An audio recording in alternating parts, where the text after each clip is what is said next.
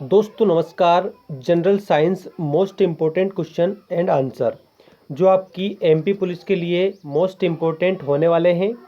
तो आइए स्टार्ट करते हैं जनरल साइंस के मोस्ट वन लाइनर क्वेश्चंस और आंसर।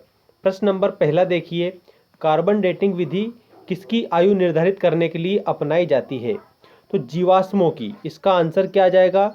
जीवाश्मों की। याद रखेंगे आप, जो कार्बन डेटिंग विधि है उसके द्वारा जो जीवाश्म है उसकी आयु निर्धारित की जाती है। अगला प्रश्न देखिए, अत्यधिक शराब का सेवन करने से शरीर का कौन सा अंग विशेष रूप से प्रभावित होता है? तो यकृत, मतलब कि जो लीवर है वो सबसे ज़्यादा प्रभावित होता है। यदि कोई शराब अधिक से अधिक शराब का सेवन करता है तो उसका लीवर क्या हो जाता है? खराब हो जाता है। नेक्स्ट प्रश्न देखिए, शरीर में रक्त बैंक का काम कौन सा अंग करता है? तो इसका उत्तर आएगा तिल्ली, जिसको स्प्लीन भी बोला जाता है। ठीक है। अगला क्वेश्चन देखिए, हरे पौधों में प्रकाश संश्लेषण की इकाई क्या कहलाती है? तो क्वांटासोम। क्वांटासोम कहलाती है। हरे पौधों में प्रकाश संश्लेषण की जो इकाई है वो क्या कहलाती है? तो आप बताएंगे क्वांटासोम। इसके बाद में अगला क्वेश्चन क्या है, शरीर में रक्त की सफ़ेद कोशिकाओं का मुख्य कार्य क्या होता है? तो इसमें आप बताएंगे शरीर की बीमारियों से रक्षा करना या शरीर को बीमारियों से बचाना। जो शरीर में रक्त की जो सफ़ेद कोशिकाएं होती है उनका मुख्य कार्य क्या होता है? शरीर की जो रोग प्रतिरोधक क्षमता होती है उसको बढ़ाना। ठीक है, या शरीर को बीमारियों से बचाना। इसके बाद में अगला क्वेश्चन देखिए, मछलियों के हृदय में कितने प्रकोष्ठ होते हैं? जो मछलियां हैं उनके हृदय में कितने प्रकोष्ठ होते हैं? तो 2 प्रकोष्ठ होते हैं। ये करेक्ट आंसर है।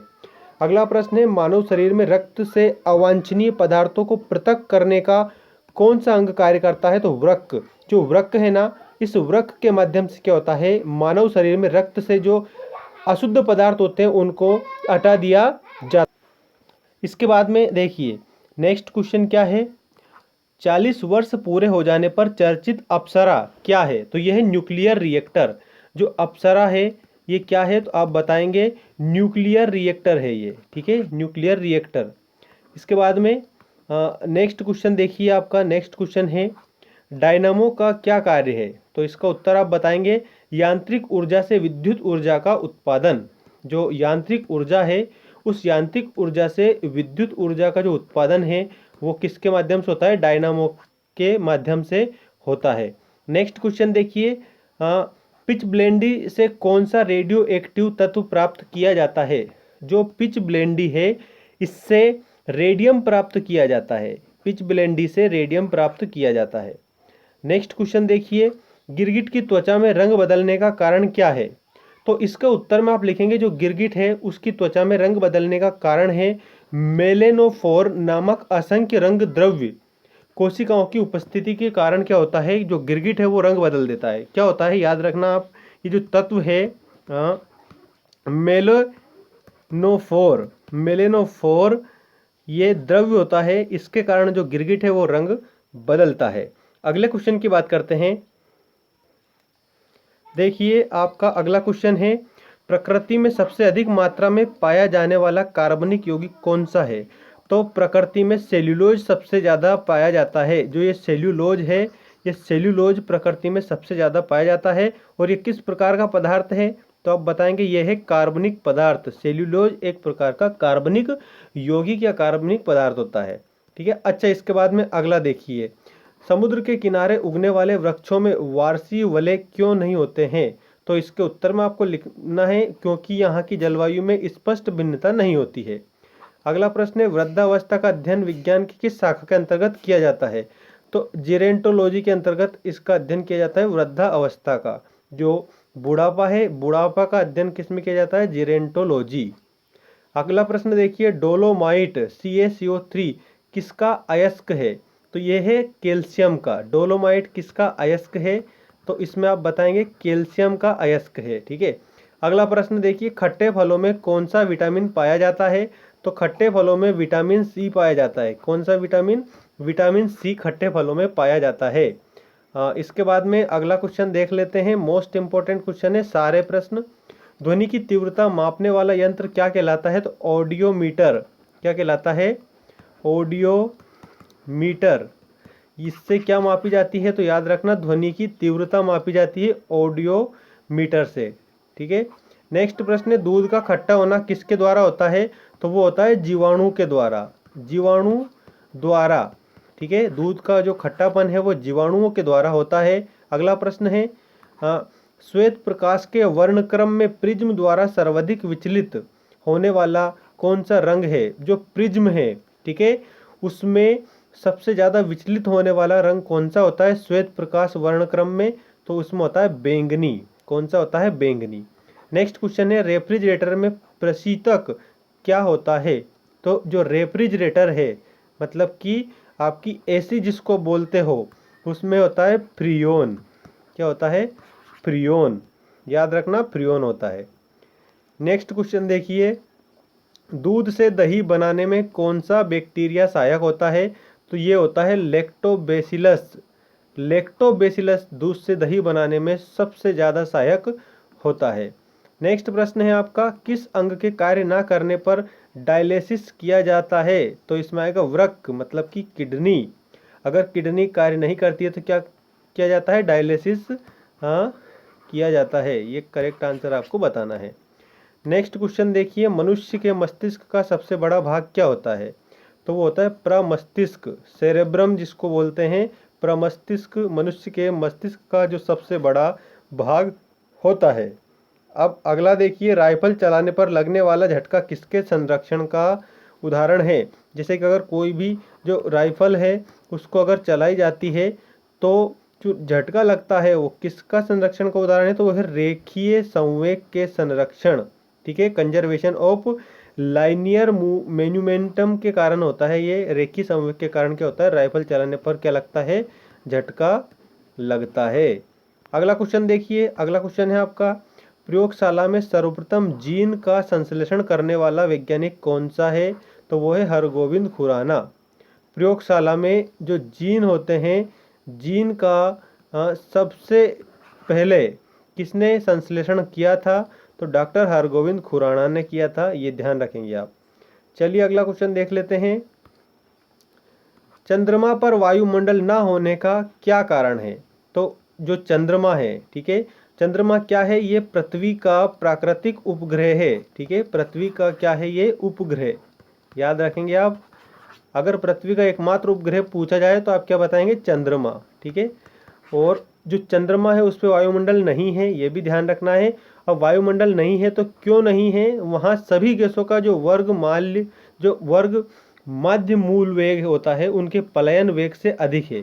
ठीक है, देखो समझो इस पहले प्रश्न को, इसका जो चंद्रमा वाला है, वहाँ सभी गैसों का वर्ग माध्य मूल वेग, मतलब कि रूट मीन स्क्वायर वेलोसिटी, किसके जो पलायन वेग है स्केप वेलोसिटी से अधिक है, पलायन वेग से भी अधिक है, इसलिए वहाँ पर वायुमंडल नहीं है।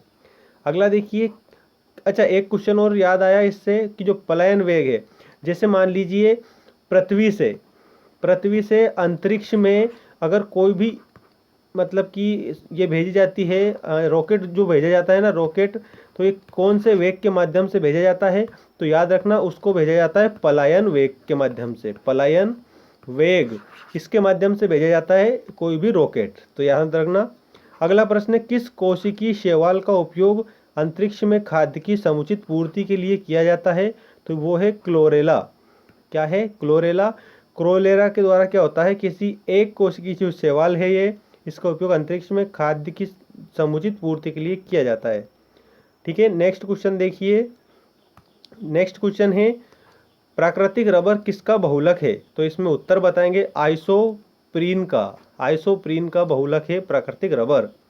इसके बाद में द्रव की चौथी अवस्था क्या कहलाती है? तो द्रव की जो चौथी अवस्था है वो कहलाती है प्लाज्मा। क्या कहलाती है? प्लाज्मा कहलाती है द्रव की चौथी अवस्था। इसके बाद में नेक्स्ट क्वेश्चन है, प्रत्यावर्ती धारा की माप किस यंत्र से की जाती है?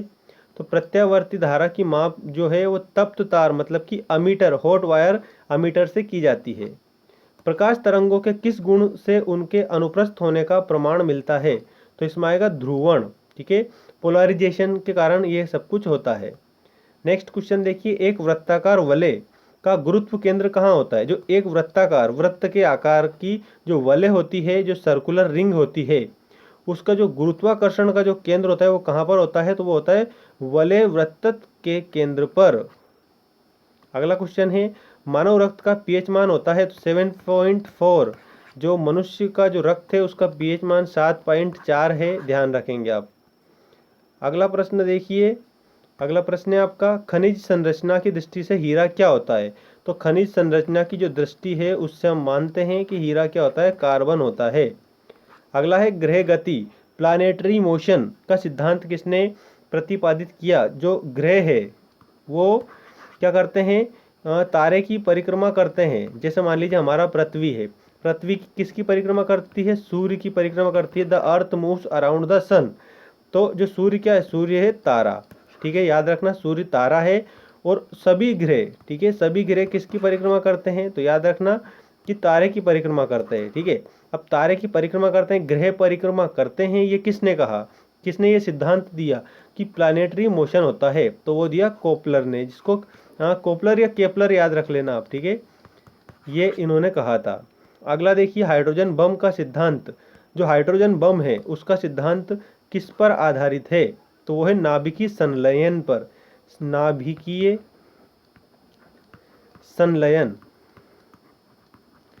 इस पर आधारित है हाइड्रोजन बम का सिद्धांत, ठीक है, न्यूक्लियर फ्यूजन की वजह से। प्रोटॉन की खोज किसने की? तो रदरफोर्ड ने। रदरफोर्ड ने प्रोटॉन की खोज की थी। ये मोस्ट इंपॉर्टेंट क्वेश्चन आ गया है। देखो, जो प्रोटॉन है इसकी खोज किसने की? तो सर रदरफोर्ड ने की थी इसकी खोज, ठीक है। इन्होंने परमाणु मॉडल भी दिया था, परमाणु मॉडल भी दिया था रदरफोर्ड ने।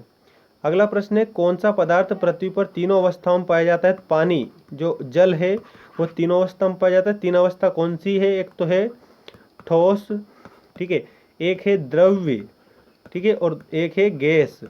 तो ये तीनों अवस्था हो गई, किसकी अवस्था है? ये तीनों जल की अवस्था है। और ये जो जल है तीनों अवस्थाओं में कहाँ पर पाया जाता है? पृथ्वी पर पाया जाता है, ठोस, द्रव्य और गैस तीनों रूप में, ठीक है। एक और मैं नेक्स्ट क्वेश्चन की बात कर लेता हूँ आपसे। देखिए, हीरे के संबंध में कैरेट क्या होता है? कैरेट होता है हीरे के भार का मात्रक, unit of weight of diamond. मतलब कि जो हीरा है उसको किस में मापा जाता है? तो मतलब कि जो कैरेट है उसमें, मतलब कि उसकी शुद्धता नहीं, ये भार का मात्रक है, ठीक है। और अगर सोने से संबंधित कैरेट आया तो वो किसका है? वो शुद्धता का मात्रक होता है, ठीक है, शुद्धता का मात्रक होता है, ठीक है, याद रखना आप इसे। तो इसका आंसर ध्यान रखेंगे, हीरे के संबंध में कैरेट होता है हीरे के भार का मात्रक, unit of weight of diamond. अगला देखिए, गैल्वेनीकृत लोहे पर किसका लेप होता है? तो वो होता है जिंक का। भारत में 28 फरवरी को विज्ञान दिवस किस उपलक्ष्य में मनाया जाता है? तो जो डॉक्टर चंद्रशेखर वेंकट रमन हैं उन्होंने रमन प्रभाव की खोज की थी। उस दिन को क्या बोला जाता है? विज्ञान दिवस के रूप में भारत में मनाया जाता है, क्योंकि सीवी रमन ने रमन प्रभाव की खोज की थी। अब प्रश्न देखिए, 7 नवंबर 1888 1888 भारत के किस महान वैज्ञानिक का जन्मदिन है? तो जो चंद्रशेखर वेंकट रमन जी है उनका जन्मदिन है 7 नवंबर 1888, सॉरी 1888, ये सीवी रमन का जन्मदिन है। प्रश्न देखिए, दो प्रश्न और मैं आपको बताऊंगा। आयोडीन युक्त नमक का प्रयोग किस बीमारी की रोकथाम के लिए किया जाता है? तो गलगंड, ठीक है, गलगंड नामक बीमारी की रोकथाम के लिए आयोडीन युक्त नमक का प्रयोग किया जाता है। नेक्स्ट और लास्ट क्वेश्चन इस सेशन का, इसके बाद में नेक्स्ट वीडियो में आपको इसके अगले वाले क्वेश्चन बताऊंगा जो आपकी सभी परीक्षाओं के लिए मोस्ट इंपॉर्टेंट हो गए, जनरल साइंस। देखिए, विद्युत मोटर का क्या कार्य है? तो विद्युत ऊर्जा का यांत्रिक ऊर्जा में रूपांतरण करना। मतलब कि जो विद्युत ऊर्जा होती है ना, समझ लें विद्युत ऊर्जा, इस विद्युत ऊर्जा को यांत्रिक ऊर्जा में बदला जाता है। यांत्रिक ऊर्जा में किसके द्वारा बदला जाता है? विद्युत मोटर के द्वारा बदला जाता है। विद्युत मोटर विद्युत ऊर्जा को यांत्रिक ऊर्जा में बदल देती है। तो ये था आज का हमारा जनरल साइंस का, ठीक है, जनरल साइंस का टॉपिक। और डेली आपके लिए जनरल साइंस के ऐसे क्वेश्चन में लाऊंगा, ठीक है। और तुरंत देखो, इसमें तुरंत आंसर बता दिए, ज़्यादा टाइम वेस्ट ना करते हुए। तो इनको अच्छे से आप याद करने का पूरा प्रयास करें और अपनी जो तैयारी है वो जारी रखें। मिलते हैं नेक्स्ट वीडियो में। Thanks for watching.